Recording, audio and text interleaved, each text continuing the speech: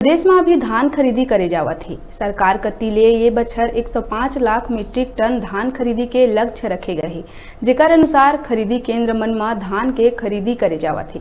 फिर धान खरीदी केंद्र में किसान मन के तौल में ज्यादा धान के खरीदी करे जाए के मामला घलो खरीदी केंद्र में देखे ला मिले ही। ये सब्बो बात ला लेके भाजपा प्रदेश अध्यक्ष विष्णुदेव साय किसान हित के बात कहत हुए सीएम भूपेश बघेल ला चिट्ठी लिख के किसान मन ले होवत नाइंसाफी करैया मन ऊपर कार्रवाई करे के बात कही है। विष्णुदेव साय सीएम से चिट्ठी में कहे है कि किसान मन ला होवत दिक्कत ला दूर करे बर शासन प्रशासन कती ले कोनो रुचि नहीं लेहे जावत है।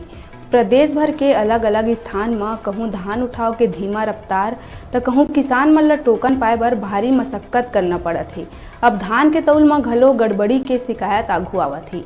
कई खरीदी केंद्र में निर्धारित मात्रा से काफ़ी ज़्यादा धान तौले जाए ले किसान मन ला सीधा सीधा नुकसान पहुँचाया जावत है। विभिन्न खरीदी केंद्र में धान बेचैया किसान के शिकायत काफ़ी संख्या में आघू आहे के तौल करत समय धान में आधा किलो ले 3 किलो तक ले ज़्यादा धान ला तौले जावत है।